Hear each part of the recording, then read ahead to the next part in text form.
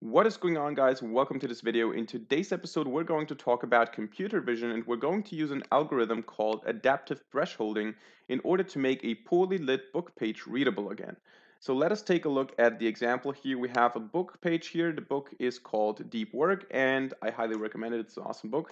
And you can see that the lighting here is very, very bad. We can hardly read the text. Here it's kind of fine, but up here it's very, very hard to read. And it's a problem for us. Now, what we can do with Python and with OpenCV is we can apply adaptive thresholding here in order to make this book page look like this. As you can see, the text is black on a white background, and you can easily read all of the text. It's not a problem.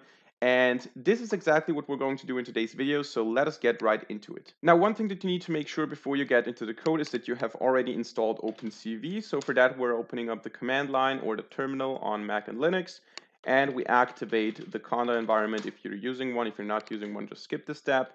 And then we type pip install OpenCV minus Python. Now this might be a little bit confusing because OpenCV minus Python is the name for the installation, but later on we're going to import it as CV2. So OpenCV minus Python is the module. In my case, it says requirement already satisfied because I've already installed it on my computer. If you haven't installed it, it's going to just install it.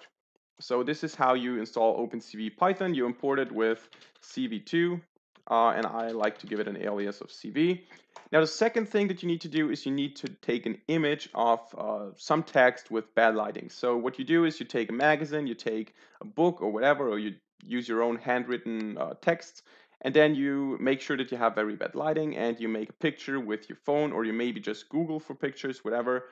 You just need a picture and you need to put it into the same directory as your script. In my case, it's this picture here. It's rotated, but that's not a problem because OpenCV will rotate it automatically. But you need some image like that so that you can work with it and see the results. And that's what you need in order to get into the code. So now let's go ahead and import our image into the script by saying image equals cv.imread. And we're going to specify bookpage.jpg here. So this is how you load the image into the script, and we can just go ahead and visualize it or show it with the imShow function. Specify a window name, let's say image, needs to be unique later on, and we're going to visualize the image. Now we need to add two more lines here to the code because we're using OpenCV. The first one is the wait key function with 0 delay, which basically is needed so that our image remains on the screen, because if we don't use wait key, it's just showing the image and terminating the script. So we need to wait here, and also we need to destroy all windows once everything is done. And you'll see that this is our image here. You can see automatically rotated in the right direction, and this is how you load and show images in OpenCV. And now what we want to do is we want to take this image here and convert it into grayscale. Why? Because as we saw, we're going to end up with a black and white version of after the thresholding, so color is not that important. So what we can do immediately is you could say cv.cvt_color, convert color. We're going to convert the image and we're going to convert it into grayscale. So we're going to say cv.color RGB to gray, because we have an RGB image here, we have red, green, blue image here, and we're going to convert it into grayscale. This is how you do that, by using the convert color method. So now we're getting into the interesting part of this video where we apply thresholding in order to make this image more readable. So for this, we're going to use the thresholding method of CV, and we're going to say nothing and result equals cv.threshold. And now we need to specify 4 parameters. And before we do that, I want to explain to you what thresholding actually is and how it works. Basically, our image, our grayscale image that we have now, is just a collection of pixels. And these pixels have values from 0 to 255, 0 being completely black and 255 being completely white. Everything in between is just shades of gray, basically. And what we're doing here is we're saying, okay, we're defining a threshold, let's say 50, for example, and we're saying every value that's higher than 50, what we do with it is we convert it to white. And every value that's below 50, we convert it to black. That's the type of binary thresholding that we're going to use here. So basically, we pass a source image and we pass a threshold. In this case, I'm going to use 35 here, which basically means every image that is a lighter gray than 35 will be converted into white completely, and every pixel that is darker than 35 will be converted into black, completely black. There's no in between. We just have binary black and white. And the only thing that we can specify is a max value. If you don't want to convert it into 255 into white, you can specify, I don't know, 190 for a light gray, but we're going to use completely white here. And the last thing that we need to pass is the type of thresholding algorithm that you're going to use. In our case, we're going to use thresh binary, which is exactly what I explained right now. We either have black or white. We don't have shades of gray in between. So this is what we're going to do. And we can just go ahead and visualize the result here, cv.imshow, and we're going to say result.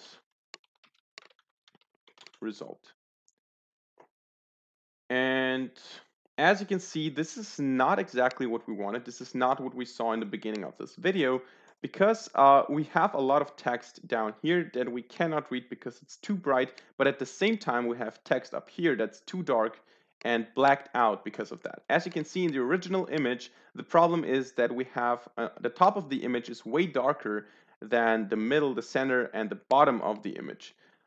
This is the problem because I need a way higher activation or a way higher threshold for the bottom of the image or for the center of the image, and a way lower threshold for the top of the image. Because you'll see if I lower the threshold, if I say, okay, convert every value that's brighter, or every pixel that's brighter than, I don't know, 25, you'll see that I will have more readable text in the top, but this will get even more white. So let's just do that to see the result. 25, we're lowering the threshold, and you can see that now this here is way wider, but we can read more text in the top. And we could do it the other way around. We could just say, let's take 50 and we'll black out even more in the top, or actually not just in the top, but you could read this text easily. So what we need here is a more dynamic way of doing it, and this is where adaptive thresholding comes into play. So now we're going to apply adaptive thresholding onto our image, and for this we're going to say adaptive equals cv.adaptive threshold, and the parameters here are a little bit different. The first one is the same, we're passing the image, but the second one is already the maximum value. So instead of specifying a static fixed threshold, what we do is we specify the maximum value, and then we specify an adaptive method. So as we saw, choosing a constant static threshold for the whole image is not very effective, because the image will be brighter in some areas and darker in other areas. So one threshold might not be enough. Instead of that, we're going to use an adaptive method, and we're going to use the cv.adaptive thresh Gaussian C, which is an algorithm that is going to apply a threshold algorithm dynamically onto our image. And the threshold type that we're going to use is the same, which is thresh binary. So we're using the same binary algorithm, but we're going to use this algorithm to apply it in a dynamic way. And then we need to specify two more parameters here. One is the block size, so how many surrounding neighboring pixels am I going to look at? And this number, of course, needs to be odd, because otherwise you might have a conflict. If you have 80, you have 40 and 40, and this might lead to a conflict. So you want to pick 81, for example. And then you have a C value, and the C value is basically a constant that you're subtracting from the result. So basically just a constant value, which will reduce or increase noise. In this case, I'm just going to pick 4 because this works pretty well for this particular image. You might want to play around with these values a little bit. You might want to tweak them until you get the optimal result. But this is basically how you apply adaptive thresholding. So let's just go ahead and print the result, or show the result. cv.imshow adaptive result, and it's going to be adaptive. So let's see.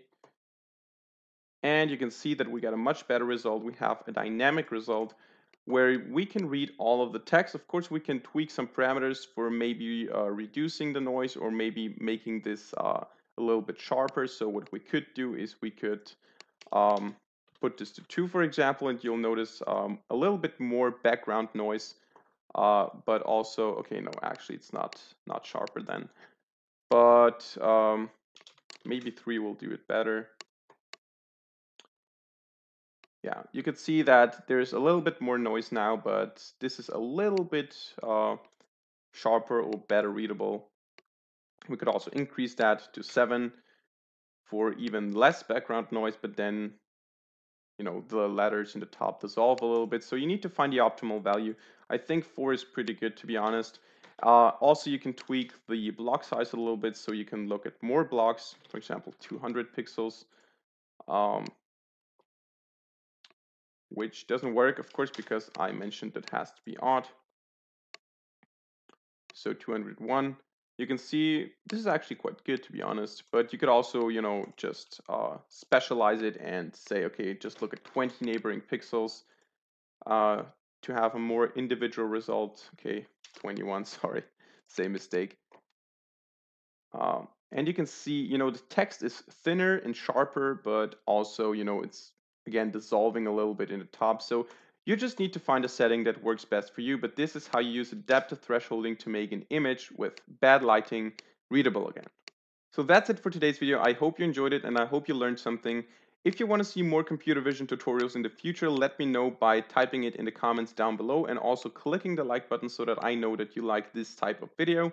Also subscribe to this channel if you haven't done it yet. And other than that, thank you very much for watching. See you in the next video and bye.